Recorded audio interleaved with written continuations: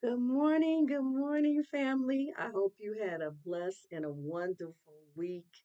And I am looking so forward to our Money Matters talks today. I am looking so forward to our story, our financial story today. So let's get right to it. And I welcome parents and children on our financial lesson today. We have a couple of stories. I think we're going to do about four stories today. And our first story is about Zeke and the $1 zillion cereal. And our topic is advertising and smart buying. Okay? So we're going to be looking at how people advertise and how to buy smartly. And our story is Zeke and the $1 zillion cereal. What's up, family? It's Money Talk Monday. Time for another financial story. Today's tale is Zeke and the $1 million cereal. What happens when flashy ads fool our wallets? Let's find out. Zeke saw a commercial with a talking tiger flipping on a skateboard and shouting, Buy Crunch Power cereal. You'll jump high and run fast. Zeke begged his mom and dad for it. I need this cereal. His mom, she raised her brow. You don't even like cereal, Zeke. But mom, the tiger said I'd get strong. So mom bought Zeke the cereal. Zeke took one bite and hated it. The cereal sat on the top of the refrigerator, untouched for weeks. Later that month, he saw a new ad. Galaxy's Gummies. Eat one and become a space hero. Zeke paused. Wait a minute. He checked the fine print. Does not actually make you a superhero. Notice he read the fine print. We have to learn how to do that, kids. We got to learn how to read the small print because the advertising, the companies they advertise and they make the ideas big, but they don't want us to see the little small print. But Zeke learned his lesson.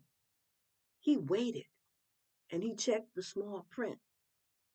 And even though it was saying Galaxy Gummies, eat one and become a space hero, it said it does not actually make you a superhero. Zeke realized he was paying for the picture and not the product. That's what advertising is about, the picture and not necessarily the product. The lesson, ads can trick your eyes and tempt your heart. But a smart buyer, ask yourself, do I really want this or do I just like how it looks? Family, don't let clever commercials empty your pockets. Ask smart questions before you spend. You've got the power to choose wisely. Catch you next Monday on Money Talk. On I can't even get this. This is just a tongue twister. It's just Money Talk Monday. Just let's call it Money Matters and Financial Story Time because the tongue just get all tied up trying to say that. It's just too much to be trying to say. Okay. Uh, let's move on to our next story.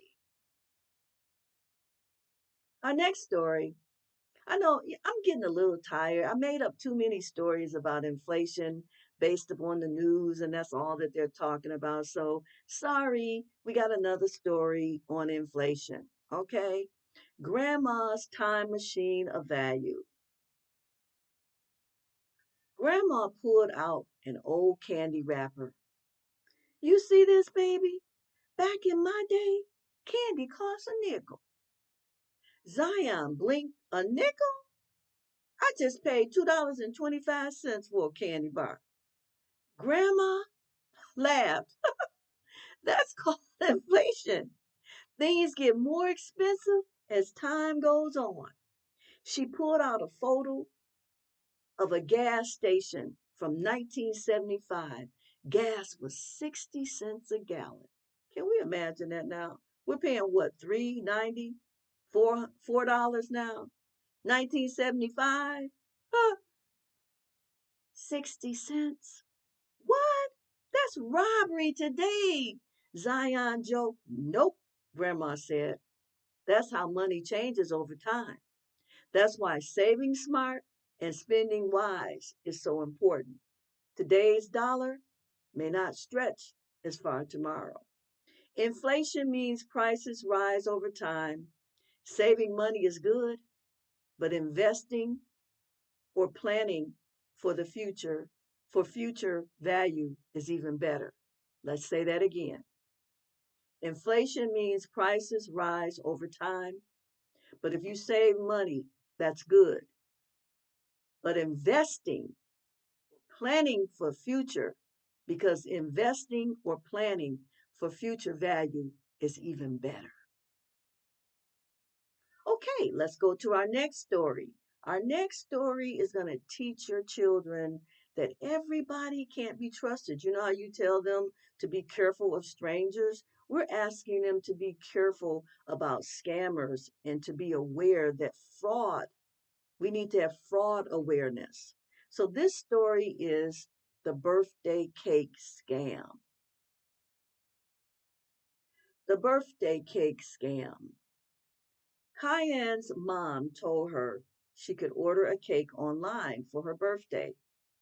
Kyra found a website with a sparkly unicorn cake and glowing reviews.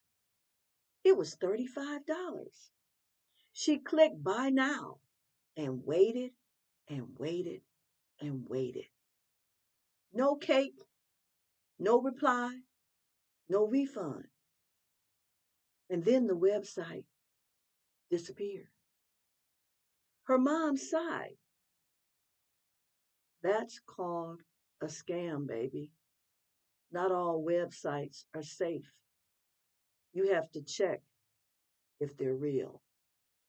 They reported it and shared the story at school. Turns out a few other kids had fallen for the same fake site. From then on, Kyra double checked every site and helped her friends avoid scams too. The lesson? If something sounds too good to be true, it probably is. Always double check websites, emails, and messages before giving away your money. And I'll go a little bit further. Be careful when things come into your email to not click them if it's from someone that you do not know, because it could be a scammer. It could be someone that's trying to take and do something fraudulent with your information. So be very, very careful. Our lesson today. Okay? So, family, I want you to protect your pockets and your peace. Ask a grown up or someone you trust before spending money online, young people. Okay? All right, our next story is about lending and borrowing. And this story is the Great Lemonade Loan. The Great Lemonade Loan. Lila and Malik wanted to run a lemonade stand. Lila had lemons and sugar, but no cups. Malik had cups, but no lemons. Let's partner up, Lila says. Cool, Malik replied. But if I give you my cups, you owe me back either money or part of the profit. Lila agreed. They sold out fast and made $30. Malik took his $10 for the cups and gave Lila the rest. Lila agreed. They sold out fast and made $30 and were so happy. And the $10 for the cups that she gave to Malik, and the rest was Lila's, and they were both so very happy with their partnership. Then their cousin Isaac showed up and said, "Can I borrow $5 to make pickle juice punch?" Malik said, "What's your plan? How will you pay me back?" Isaac shrugged. "I don't know." Malik shook his head. "No deal. Smart borrowing needs a smart plan." Malik is smart. Malik shook his head. When Isaac did not know how he was going to pay him back, we got to remember that. People can't give you a plan of how they're going to pay you back. I don't think you need to loan it. Malik shook his head and he said, "No deal. Smart borrowing needs a smart plan." What's the lesson? Lending and borrowing should always come with a plan. Know how and when the money will come back, and protect friendships in the process, because we know people will lose friendship when money is involved. Even in families, it happens. Whether you're lending lemonade cups or asking for $1, always think it through. Good friends make good plans. Catch you next Monday. No! Surprise, surprise. Surprise, surprise. We got another story. I was just being silly today. I was just being silly. Our next story, our topic is looking at money and emotional spending. That's spending when you're sad or mad or glad. Okay? So this story is called The Treasure Chest Trap. The Treasure Chest Trap. Jordan had a secret.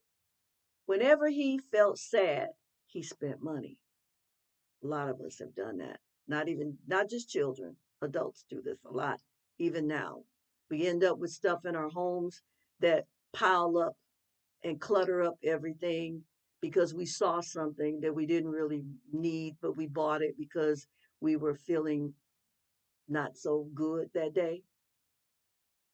One day, after a bad test grade, he ran to the school store and bought five glow in the dark slime packs. Another time, he was so mad his little brother broke his toy, he spent all his allowance on candy. And when he got an award at school, he bought a treasure chest piggy bank with flashing lights and buttons that made cha-ching, cha-ching, cha-ching noises. But here's the trap.